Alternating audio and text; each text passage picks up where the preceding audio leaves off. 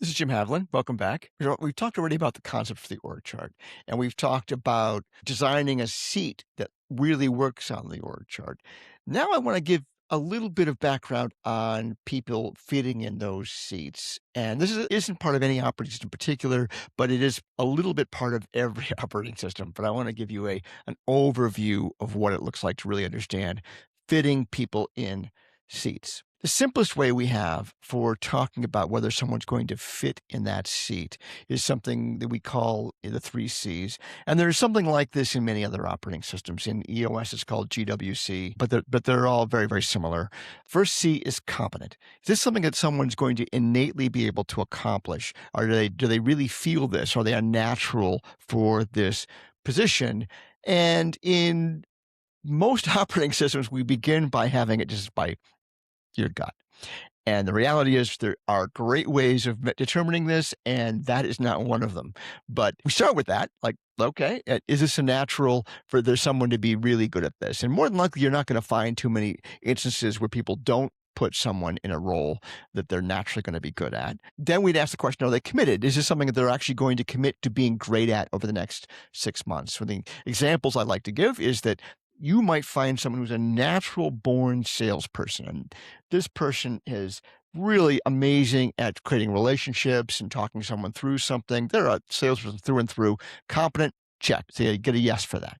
Committed. Well, we're asking them to make 50 cold calls every day, and they've been doing this for 30 years. They've actually been a sales leader for many years. Are they going to be committed to that? Probably not going to be a great fit for them. They're not excited about that. There's not a lot of mastery yet for them in this role. They maybe could do it. They could just suck it up and make a lot of calls. I have done this every time I've started a business where I'm going to make a whole bunch of calls over a very short period of time to try to learn something about the product I'm trying to launch. But if you're asking someone to do this every day as part of their standard work, there's a good chance that they're not going to be excited about that. But it's something that you should think about. Are they willing to commit for a period of time to be really phenomenal at this? And then do they have the capacity? Are there things that they need to learn or do or develop? Are they going to have the natural skills, the physical capabilities? Do they have the right experiences to make this happen? This is very much like the GWC framework, where if I think through these things and think through them, and then we create these three questions for a reason, because we don't always think through this. Hey, they're a natural in that role. Almost always we get a yes out of this one, but the next two we might not get yeses. And that's really how we think about it. It's going to be a yes or no, because we want to make it super simple. And so this is the absolutely simplest way to think about people in your organization. You're going to put them in a seat. Hey, we've designed a seat that we think belongs in the organization. Is this person going to fit in that seat? I'm going to answer these three questions, hopefully with three yeses. Are they competent? Are they naturally going to be able to do this? Yes. Are they committed? Are they willing to be awesome at this for the next 6 to 9 months? Really drive it forward? Yes. Capacity. Is this something they're really going to be good at? Do they have the capacity to be great at this? Do they already have the skills and all the natural capabilities to be awesome at this over the next 6 to 9 months? And you might say, third one, we actually might say, not yet. If I'm giving you that role, now I have to commit to getting you what you need. If I'm going to be your leader or mentor, it's on me. It's not on you. It's on me to make sure you get what you need to develop that capacity. If I'm saying, hey, I think you're going to be really competent at this role. You're going to be committed to it. There's no question out about it. But I've got some gaps in capacity. I need you to learn about this. So I'm going to help you find this class, or I'm going to get you this mentor. I need you to get certified in this so we can actually bill for you appropriately. That's the one I come upon the poor. That's on me. I'm going to find you a class. I'm going to pay for it. And it's really about me making sure as your leader that I'm giving you what you need. That's the servant leader mechanism, is all about me taking responsibility for the parts that I can control and giving you the resources and training you need to be successful. That is part of the three C's. So you should be able to answer these questions and hopefully get to three yeses whenever you're giving someone a role. Don't give them something that they are going to fail at. If you're yes, no, yes, or no, no, no, they're not going to be great at it. Don't even ask, because they might just say yes to be nice. You have to be the mature one and determine that it's not actually going to get there. But there are a number of other ways that we want to be able to look for the things that would lead us to understand the same basic concepts. Do I naturally think you're going to be good at this? Do I think you have the skills for this? Am I observing you doing the kinds of things that would suggest to me that you want to be great at this over the next 6 to 9 months? And we break these into a couple different ways. And I'm about to take you through a journey of a number of profiling mechanisms that help us understand these things. So educational attainment, that's an easy one. It already goes on our resumes. It goes on our LinkedIn. Degrees, certifications. There's a great way to say, I chose to go learn about this thing, so I have some understanding of it, one, and two, I've shown some interest in their experiences, industries, and past roles. You don't know how good I was if I just tell you about my experiences. You have to get to, well, tell me about how you solved that problem. That's a much better way of understanding how they think about things. But past experiences would suggest that, one, I had an interest in it, and two, I've actually put some time in, I might understand it better. Personality profiles, and they've got two here on the list, Kolbe and Myers-Briggs, but there are dozens more here. Kolbe is one that you can use as a hiring mechanism. So it is what we call validated. It's something you can use in hiring because it's shown to not be biased against any group. It actually shows your cognitive, how you respond to various stimuli and needs. Myers-Briggs, not something you can use in hiring, but many people know their Myers-Briggs, and it does tend to have a lot of impact. Custom industrial psychology, there's lots of this in larger organizations where you might have somebody on staff who's figuring out what's the best way to test for people in various roles, who's going to be appropriate for us long-term. They should be part of our leadership track. How are we going to handle testing and interviews and that sort of thing? So there's lots of ways of approaching this, but knowing that just having an interview cold is not really the right way. You probably have to up your game a little bit if you want to make sure you're not hiring the wrong people. So one of the ways we think about this is thinking about someone's time span orientation or time span capacity. A guy named Elliot Jacques did this kind of work, and he was really trying to figure out what's the best way to pay people for various types of work. If they're not really thinking about the long-term outcome of the company, they're just like, hey, you're supposed to be making pies every day or turning a crank every day. That's probably a level 1 time span capacity type of job. I don't want someone who's a big thinker in that job. They're going to be frustrated. For a period of time, someone might be able to do that. If they're really just oriented, hey, I just need a job where I can come in every day, do my work, and punch out and go home, that's a level 1.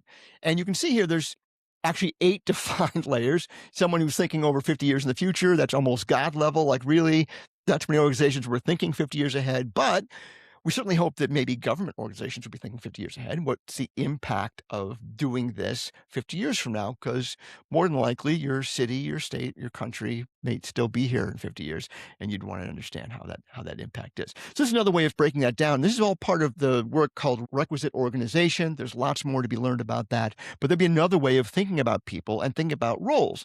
Is this a role that's really oriented towards daily day work or having quarterly goals or annual goals?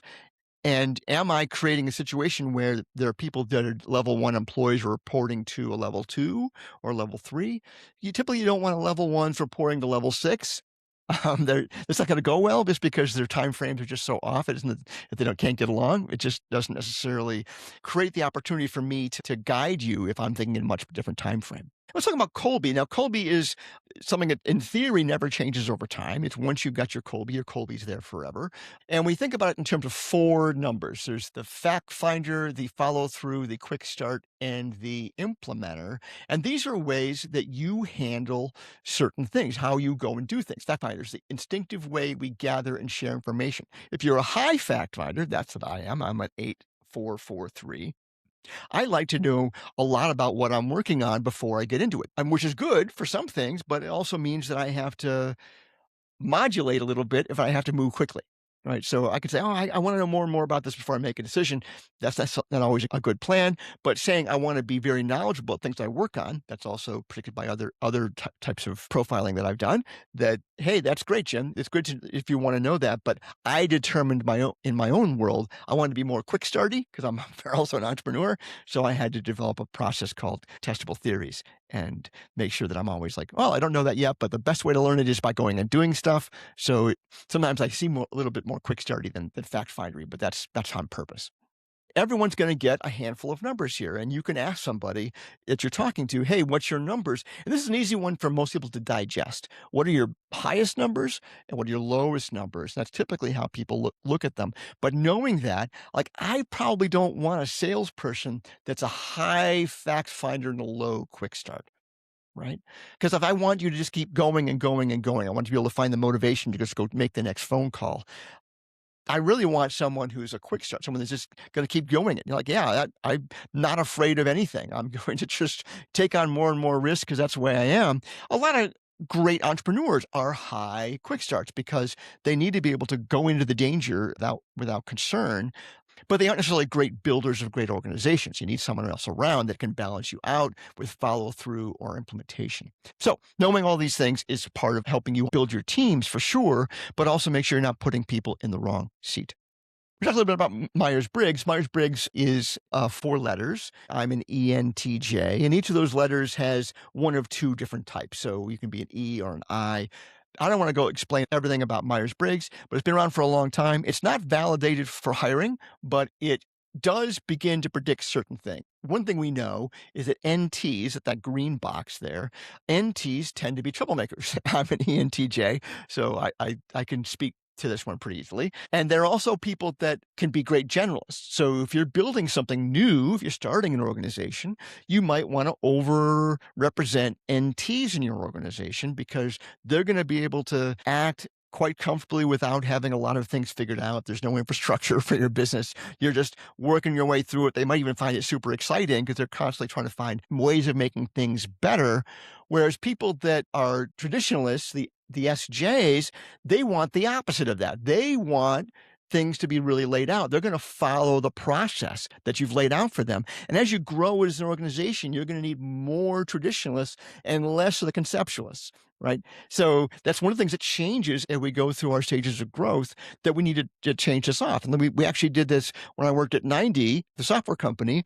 We tried this out at one point when we had a fair number of people in the organization. We found we were way overrepresented in NTs. And that was because of our entrepreneurial roots, where we were just trying to figure out our process. And then eventually we had to become a bigger and bigger company, a couple hundred people. And you need to start hiring traditionalists. You need to find those kinds of people. And even if you can't use this for a hiring practice, you certainly can look for these types of demonstrations within how people act and how you ask questions during an interview to make sure you're finding people that like to follow rules, not challenge rules, because eventually you need people that do a little bit of both. One of my favorite, another easy one as you're building teams, is what I call the office segmentation. Almost everyone is really familiar with the original 3 applications of Microsoft Office: Word, Excel, and PowerPoint. And each of these things are really kind of cornerstone applications for what we do with our work. Now, I'm not going to go into the chicken and egg notion of, did we design work around Office or did Office meet us where we already were? But I can tell you that when I work with a team, I'm often trying to figure out, when I give someone an assignment to go do something, which of these applications are they going to pick first? And really mature people will think about, oh, what's the nature of this one? And I'll pick one based on that. And people that are less mature are going to be the ones that always go to Word first. I've got to write and maybe it's not a maturity question, it's really more about their comfort, but I'm going to begin by writing a long narrative about this topic before I can actually go into something else. Or other people are going to say, you know what, I need to look at the numbers first. I'm going to build an Excel. I'm going to put some spreadsheets together and organize this and see whether it makes sense to me. And then other people want to tell the story. Hell, I have to begin with the story. I've got a good friend that's like, of course I build a PowerPoint first. I've got to know the story before I can do anything else, as if that's the only way to do things. Like, they will tell a story with pictures and with bullet points, and they're going to speak to that, and that's going to be how they solve the problem. So all of these are possible. In ideal teams, you've got people of each of these types because they're going to represent different ways of thinking about solving problems and collaborating. And if you're building a high trust team, you're going to build trust, but you're going to build trust around people that have different skill sets and tendencies. And that's really the work of being a great leader. All right. Some other ones that we talk about, and we've got other places where I describe these in further detail, including a sheet that talks about them. DISC is a very common one. It's all over the place, not validated, very old, but it's useful and it's easy to understand. It's only 4 letters. You have a primary letter and a secondary letter.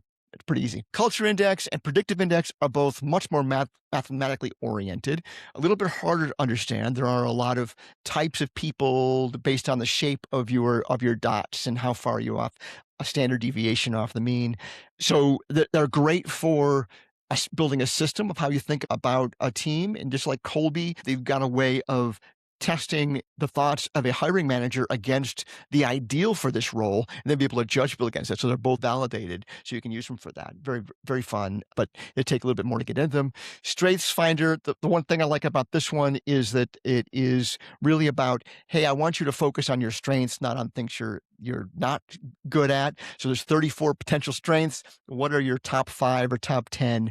And if you really lean into those, you're going to go a lot further faster. I don't want you spending all your time trying to make up for the fact that you're not good at this other one. It really helps people understand that. When I take people into executive coaching, I often take them through Strengths Finder just so we can get an understanding of what they're really like. Working Genius is an easy one. It's a Lencioni project. There's a book on it, and we quite often do it around annual planning because we want everyone to understand kind of where they fit in that. Once again, kind of like my Word and Excel notion. It's very much like that, where I'm just like, there's 4 different phases of projects. Which ones are you going to be good at? There are bespoke industrial psychology offerings out there. If you're building a really large organization, you will eventually have a great way of figuring out, is this person going to work in this highly understood role that we really want to use to advance the organization, that turns the crank every day for us in some important way. All right. So that's a little bit more about people to help you organize your thoughts around how you're going to put people in seats. Our next conversation is going to be about structure and making sure that we're structuring the organization appropriately.